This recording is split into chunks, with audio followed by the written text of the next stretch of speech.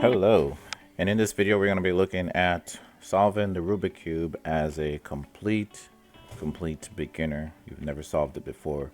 We're going to be looking at solving it in these series of videos.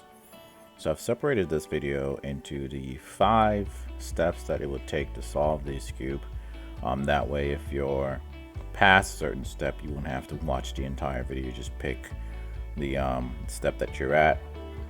So we're gonna have to solve the white cross, the white corners, and then the middle layer, and then we'll be solving the yellow cross and then the yellow corners, and that pretty much wraps up the entire cube. The techniques that I'm gonna be using is suitable for definitely complete beginners. Again, if you've never done this before, I'm not gonna be using any fancy techniques. I'm just gonna be using mainly just that one technique that you can do on your right hand, and then also the same version on your left hand. But yeah, that's it. Let's get into how to solve this white cross. And notice that the white cross, it matches the center color in the side along, and this is how you know that you have the perfect white cross, just like that. So that's what we're going to be looking at doing in this video. So let's get into it. So here's what the white cross should look like once we have solved it. You can see here on the left side the good white cross. That's what we're going for. Where the center of the side should match the same color that's portrayed on that side as well. So if you got a blue on this side, then the center should also be blue. So without further ado, let's get into solving this white cross. Alright, so what I like to do is first I like to just have my white center, which shows me what color this entire side should be. By the way, that's a good way to tell what color a side should be. So for example, if you're looking at this, don't be mistaken by the multiple orange that we see here. All of these orange are actually incorrect because this side should be green. You have to actually solve it in the way that it's designed. Otherwise you would get close but never be able to complete. So the center colors tell you what colors should be here. So on this side it's completely it should be red, and so there's no red here, which means it's, even though you see all these whites, it's not even relevant. This should be blue. So I like to hold the white up, and then the bottom is yellow if you have, you know, just a standard cube like I do. And what you want to do is with the white up, what I like to do is just rotate my cube like this. And what you're looking for are whites here, here, here, or here.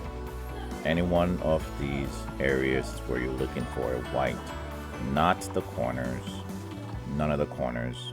Of course, you won't find it in the center because it's already here. And there won't be 2 white centers. So just here, here, here, or here. As I'm rotating it, here I found some. And whenever you found any, like on the side, so on this side or maybe on this side, all you need to do to get your cross going is to take that side and simply turn it up. And see, I've already started building my cross. All right. Oh, looks like another one came in to the spot where it was.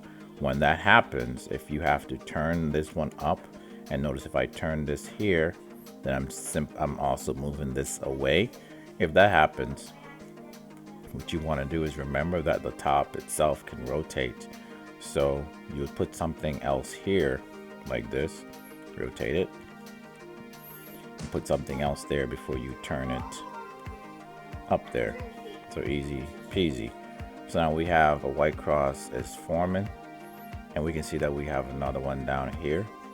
What you want to do is just like we did before, we like to have them on the sides like this, so you can rotate this face, which would put this here.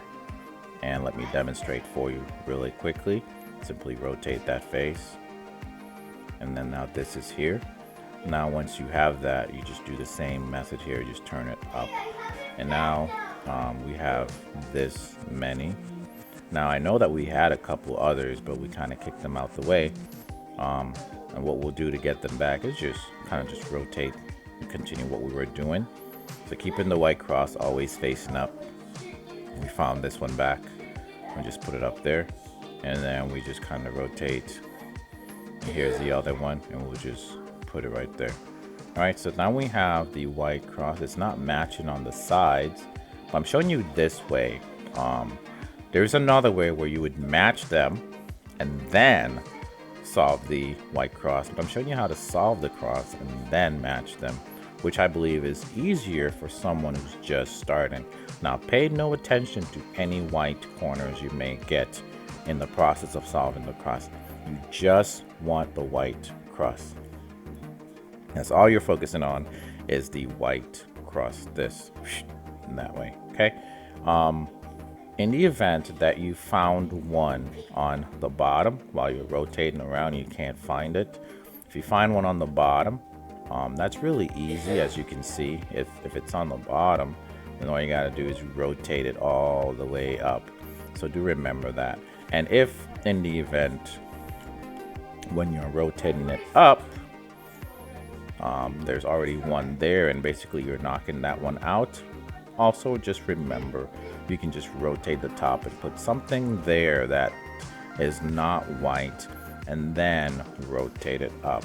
Okay, so that's not very hard at all. So let's now look at fixing these colors. What I like to do is first rotate this maybe one time and check again if I have any matches. Like this, I just have a match there. It's the only one that match. And then what I like to do is rotate maybe one more time to see if I ever get two. Because it's very likely that you will get two. It's very common to get two. So here I got two, the blue. Let me get my focus here. I got a blue and I got an orange. And then the other two doing that match. So it's very easy, very common that you get two. And don't worry about like this, just from the center up. From the center up, I got two match.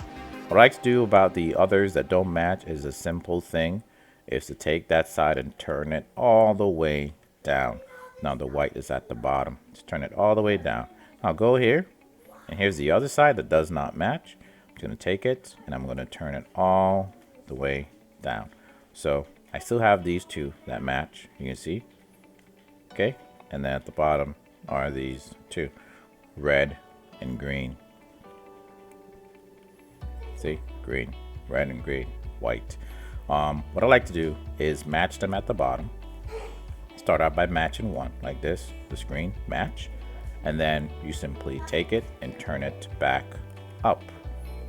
And now you see that we have matching green, matching orange, matching blue, right? Now let's find the red. Where's the red? The red is over here. See, there's the red and blue. Okay, right here. I'm gonna turn it. Okay, you're just turning the bottom, just the bottom, right? And then match it, just like we did there.